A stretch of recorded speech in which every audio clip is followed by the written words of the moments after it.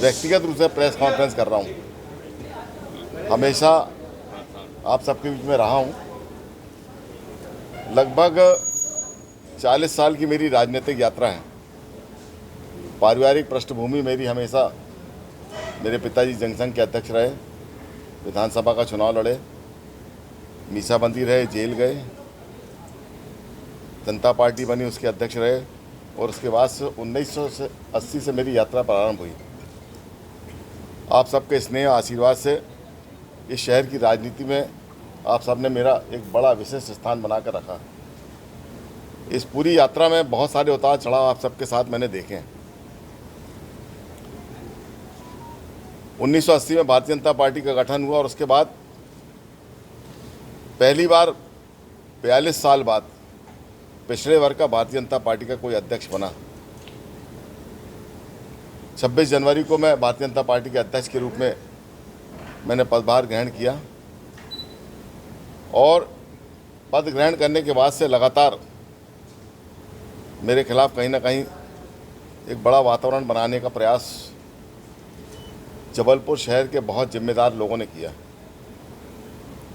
लेकिन आप सबके आशीर्वाद से, आप सबके सहयोग से लगातार जबलपुर शहर में भारतीय जनता पार्टी के बहुत सारे कार्यकर्ताओं का आशीर्वाद रहा और मैं लगातार संगठन को मजबूत दिशा देने में काम करता रहा। और लगातार जो कार्यक्रम आए उसमें जिले के पदाधिकारियों के सहयोग के नहीं होने के बावजूद भी भारतीय जनता पार्टी के बहुत सारे कार्यकर्ताओं ने मिलकर उस पूरे कार्यक्रम को बहुत अच्छा बनाया। माननीय शिवराज जी हमारे नेता थे, माननीय शिवराज जी हमारे नेता हैं और माननीय शिवराज जी नेता हमारे जीवन पर्यंत, जब तक मैं जिंदा हूं तब तक वो रहेंगे। आज आप सबसे बात करने का उद्देश्य ये था कि 21 तारीख को जबलपुर शहर में हमारा केंद्रीय नेतृत्व जबलपुर आया हुआ था। प्रदेश के हमारे प्रभारी माननीय भूपेंद्र यादव जी जबलपुर आए थे, माननीय हितानंद जी जबलपुर आए थे।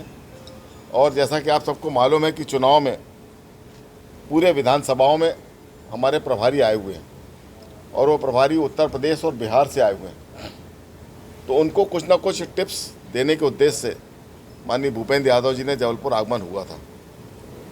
मैं उनको एयरपोर्ट लेने गया, मेरे साथ आशीष दुबे थे, प्रदेश की महामंत्री कविता पाटीदार जी थे, और जब उनको लेकर वापस कार्यालय में आया तो कार्यालय में जिस तरह का वातावरण बना, लगभग 100-150 लोग कौन थे वो आप सब जानते हैं।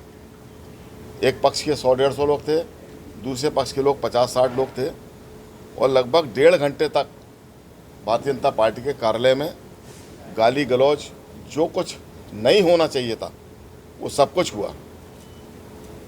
और उस घटना से मैं बहुत आहत हुआ। मैंने लगातार कोशिश की कार्यकर्ताओं को समझाने की, बहुत ताकत के साथ मैंने कार्यकर्ताओं को रोकने की कोशिश की, बहुत हद तक सफल भी रहा। और उसके बाद भारतीय जनता पार्टी के उस कार्यालय से मैं उन सारे लोगों को निकालकर बाहर लेकर आया और उसके बाद वो बैठक चली। बैठक समाप्ति के बाद जब हमारा प्रदेश का नेतृत्व यहाँ से गया तो सीधा आरोप मुझके ऊपर लगा कि ये सारा का सारा किया धरा प्रभात साहू का है। मुझे लगा कि जब दूसरे दिन हमारे केंद्रीय नेता ने जब मुझे इस बात की जानकारी दी तो मैं बहुत हतप्रभ रह गया। मित्रों, आप सब उस बात के गवाह हैं कि घटना जो उस दिन हुई है 21 तारीख की, आप सब लोगों ने वीडियो फुटेज भी देखे होंगे।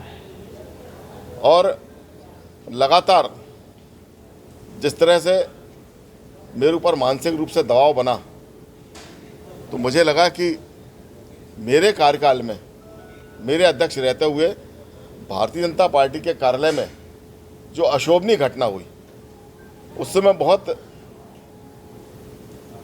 अंदर से टूट गया, क्योंकि मेरे कार्यकाल में यदि मैं अध्यक्ष रहते हुए नहीं रोक पाया, लेकिन जब एक बड़ा मुआव आता है तो कहीं ना कहीं उसको रोकने की कोशिश भी होती है, लेकिन बहुत हद तक सफल होते नहीं होते। लेकिन कल जब हमारा केंद्रीय नेतृत्व माननीय अमित शाह जी आए, मुझे कल बहुत इस बात की पीड़ा हुई कि जो लोग 21 तारीख की घटना के लिए जिम्मेदार थे, जिन लोगों ने 21 तारीख को जबलपुर शहर के अंदर भारतीय जनता पार्टी के कार्यालय में जो घटना की, उनके नेता को कल हमारे केंद्रीय नेतृत्व को केंद्रीय नेतृत्व से हमारे नेताओं ने उनको बाकायदा 5 मिनट का समय दिलाया। उनसे बातचीत हुई, बहुत अच्छी बात है।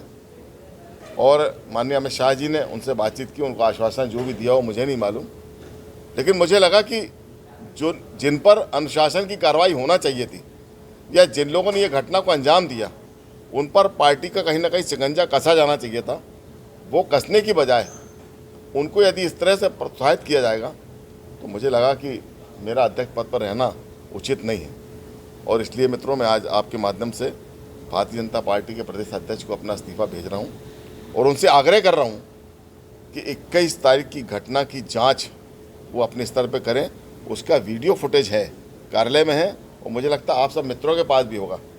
मैं आज आपको साक्षी मानकर ये बात कह रहा हूं कि यदि 1% भी मैं उस पूरी घटना में जवाबदार हूँगा, मैं तब पर्यंत जीवन पर्यंत राजनीति से दूर रहूँगा।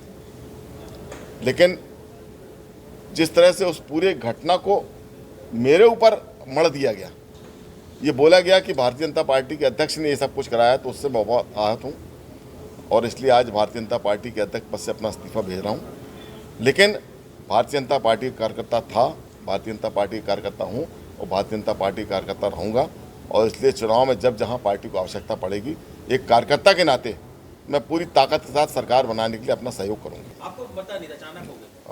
उनको कुछ प्रस्ताव दिया गया कि नगर अध्यक्ष या कुछ संगठन में जिम्मेदारी का दिया गया? किसको? अमित शाह जी से बातचीत हुई है? हाँ, नहीं देखिए, उन्होंने प्रदेश स्तर पर बातचीत की होगी, BD शर्मा जी से बातचीत की होगी, उन्होंने समय दिलाया होगा। वो घटनाक्रम प्रदेश स्तर का था, इसलिए मुझे उसमें मुझे बताने की आवश्यकता नहीं है, क्योंकि माननीय प्रदेश अध्यक्ष जी यदि मान लो प्रदेश का कोई नेता आगे बढ़ के कर रहा है तो उस पर वो निर्णय करने के लिए स्वतंत्र हैं। और इसलिए मुझे लगा कि ये नैतिक जवाबदारी है, तो मैंने आज अपना अध्यक्ष माननीय BD शर्मा जी को सौंप दिया, दे दिया। आश्वासन तो दिया है, आप अभी पार्टी में कुछ लोगों ने दिया आश्वासन कि आप अभी जो है शांत रहिए, आगे कुछ बड़ा सोचा जाएगा। मैं उस बात से, देखिए, आप किसी को भी आश्वासन दें, इस बात से मुझे कोई, क्योंकि वो केंद्रीय नेता है तो कार्यकर्ताओं को चुनाव में समझाने की आवश्यकता सभी को पड़ती है। लेकिन मैं ऐसा मानता हूं कि जो 21 तारीख की घटना हुई है, उस घटना के लिए जो जवाबदार थे उन पर अनुशासन की कार्रवाई होना चाहिए थी, ये मैं मानता हूं।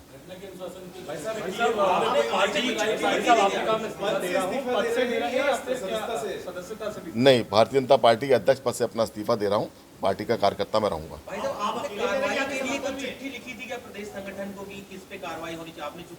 नहीं, मैं, देखिए, CCTV फुटेज सारे नेताओं के पास है, सबके पास है, और कार्यालय में हमारे यहाँ वो लगा हुआ है, CC कैमरे लगे हुए हैं, वो फुटेज आज भी कार्यालय में मौजूद हैं। आज माननीय मुख्यमंत्री जी जब फ़ोन आया तो उन्होंने, जब पूरी उनको जानकारी नहीं थी, मैंने उनको पूरी घटना की जानकारी दी, तो उनको भी बड़ा आश्चर्य हुआ कि ये घटना कैसे घट गई, और उन्होंने मुझसे बोला कि आप संयम रखें। और इसलिए मैंने तय किया कि चूँकि मुझे लगा कि ये मेरा नैतिक दायित्व बनता है, और इसलिए प्रदेश नेतृत्व पे मैंने ये निर्णय छोड़ दिया है। आपने अपनी तरफ से कुछ लिखा था क्या कार्रवाई के लिए? नहीं, मैंने अपनी तरफ से कोई कहा, क्योंकि देखिए, आपने इस घटना को लेकर कोई चर्चा क्यों नहीं की या इस पर क्या संज्ञान? मैंने लगातार पार्टी के नेतृत्व को इस बात की जानकारी दी, उनको सारा संज्ञान है इस बात का, और मेरा ये आग्रह था कि जो लोग भी उस घटना के लिए जवाबदार हैं उन पर कार्रवाई होना चाहिए था, ताकि भविष्य में इस तरह की घटना की पुनरावृत्ति ना हो। जी,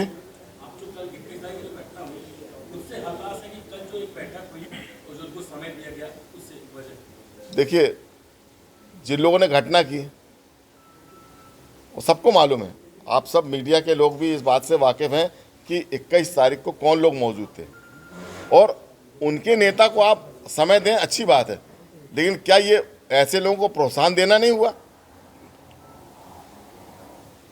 क्या ऐसे लोगों को प्रोत्साहन देने की बजाय उन पर कोई कार्रवाई होना थी? मैं इस बात से आहत हूं।